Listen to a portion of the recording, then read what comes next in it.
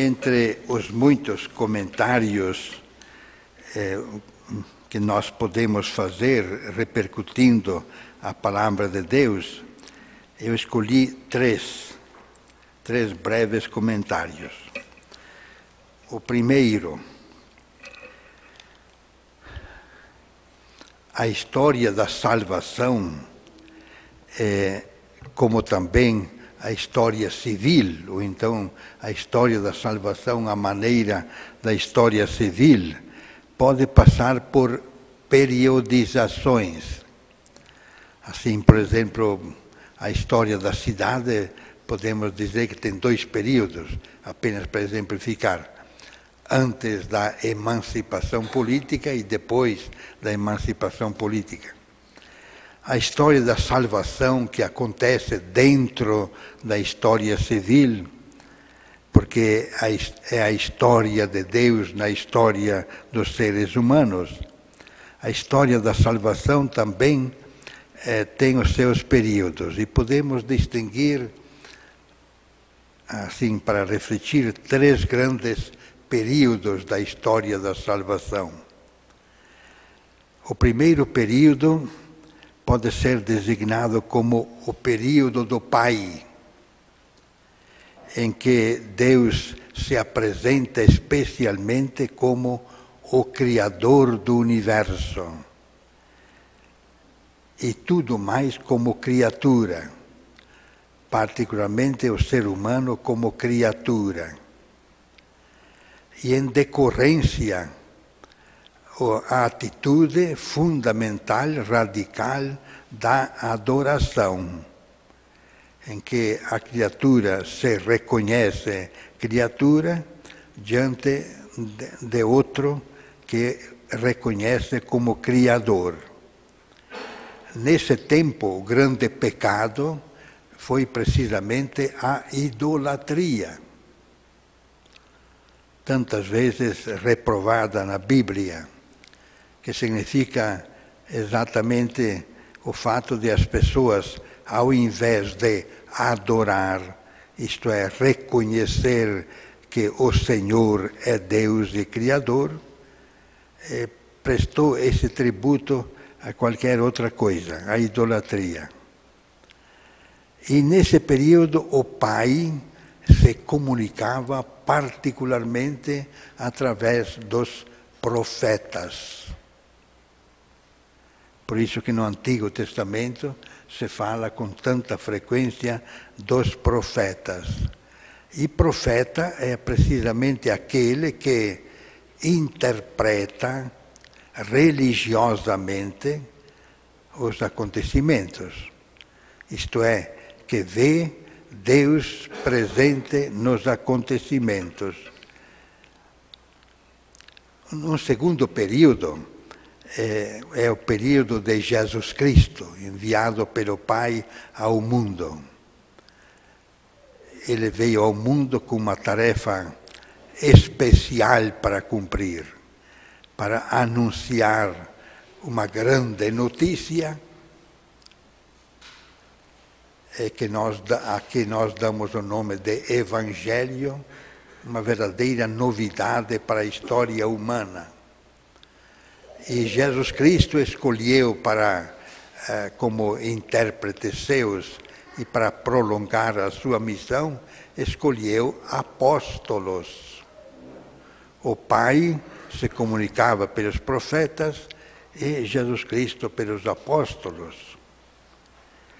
Depois que Jesus Cristo subiu ao céu, e antes de subir, ele disse expressamente: recebei o Espírito Santo. O Pai e o Filho nos enviaram o Espírito Santo. Então começa outro período da história.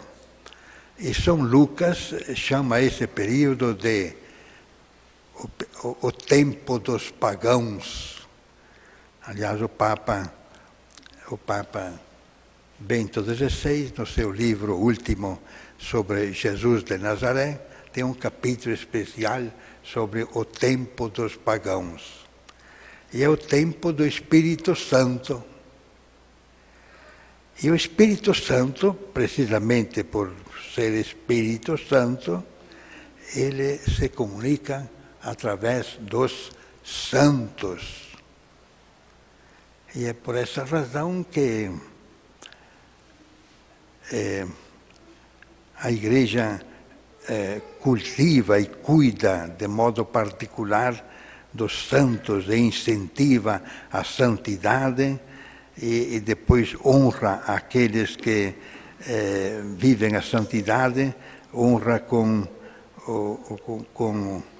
títulos de bem-aventurado, beato ou santo, merecendo a veneração ou particular em determinado lugar ou em todo o universo. Nós estamos no tempo dos santos. E o próprio Papa João Paulo II e Bento XVI confirma: os santos são os melhores intérpretes da Bíblia. Os santos são aqueles que entram mais profundamente na revelação de Deus da Bíblia. São uma Bíblia ambulante, uma Bíblia viva. E todos nós recebemos de Deus a vocação à santidade. O segundo pensamento eu tiro do Evangelho de hoje. Jesus Cristo, enviado pelo Pai, tinha uma grande missão a desempenhar aqui. E chegou um determinado momento que ele quis fazer uma avaliação. Quis saber se estava indo bem ou não estava bem. Ele quis saber se estava sendo entendido ou não estava sendo entendido. Ou então, em outros termos, ele queria saber se estava se comunicando bem, de modo que estava sendo entendido. E por isso ele perguntou aos discípulos: vocês que andam no meio do povo, qual é o conceito que o povo tem de mim? O que o povo diz de mim? E eles foram respondendo com toda naturalidade. Uns dizem que és João Batista, outros dizem que és Elias, outros que és Jeremias, ou algum dos profetas. Aparentemente é uma resposta satisfatória, mas só aparentemente, porque o profeta é um intérprete de Deus, o apóstolo também e o santo também, mas nem profeta, nem apóstolo e nem santo é Salvador, é redentor da humanidade. Pode comunicar a redenção, mas ele não é redentor, e nem santificador, e nem criador. Então ele pensou assim: tá bem, mas não me entenderam ainda, ou então não consegui me explicar bem. O povo ainda não entendeu direito qual é a minha missão, quem eu sou e qual é a minha missão. E então ele se voltou para os apóstolos e disse: e vós, quem dizeis que eu sou? E aí Pedro, não só porque era Pedro espontâneo e repentino, mas porque foi inspirado pelo Pai, nas próprias palavras de Jesus, disse: tu és o Messias, o Filho de Deus vivo. Tu és o Messias esperado, o Filho de Deus vivo. Jesus tinha perguntado: quem dizem que é o Filho do Homem? E Pedro respondeu: tu és o Filho de Deus. Então Jesus ficou satisfeito.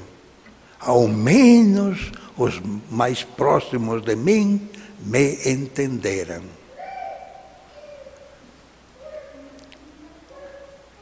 E depois Pedro, que tinha escutado do Pai, não do sangue nem da carne, na tradução aqui do Filho de Homem, isto é, um ser humano, que tinha escutado de Deus Pai esta revelação, este que está aí é o Messias, o Filho de Deus vivo. Depois nós vamos ver depois que ele foi aquele que mais bem expressou a missão de Jesus Cristo. A razão porque o Pai enviou seu Filho ao mundo. De fato, este é o terceiro pensamento. Na segunda carta de Paulo, logo no primeiro capítulo, versículo 4, diz assim: Deus está dando as melhores, as mais altas e mais nobres coisas outrora prometidas. Está dando a vocês, diz São Pedro. Para que vos torneis participantes da natureza divina. Para que vos torneis participantes da natureza divina. E Jesus podia dizer, não foi o sangue nem a carne que te revelou isto, foi o Pai do céu. Foi o Pai do céu. Porque nesses termos é que se define a grande missão de Jesus Cristo. A originalidade da missão de Jesus Cristo. Jesus Cristo foi enviado pelo Pai para nos dizer: é ótimo viver participando da natureza humana, é ótimo. É ótimo vir a ser gente, boa gente, gente de alta qualidade humana, ótimo. Mas Deus não se contenta com isto. Ele quer que nós participemos da própria natureza divina. E para que tornar isto consciente, revelado, conhecido, e para tornar isto possível, enviou o seu próprio Filho. Os profetas poderiam falar, os apóstolos também, e os santos também, mas só Deus é que pode nos fazer participantes da natureza divina. E por isso que temos que louvar a Deus, porque além de ter revelado a Pedro, que Jesus era o Messias, o Filho de Deus vivo, revelou também a ele que o Filho foi enviado pelo Pai ao mundo para nos tornar participantes da natureza divina. E o que é um santo? O santo é aquele que fez deste sonho de Deus seu próprio projeto pessoal. Fez do sonho de Deus para todos. Santo é aquele que fez do sonho de Deus para todos, o tornou seu projeto pessoal de vida. Então, hoje vamos louvar o Senhor que nos revelou, através de Pedro, tão altas e tão nobres verdades para a nossa existência humana.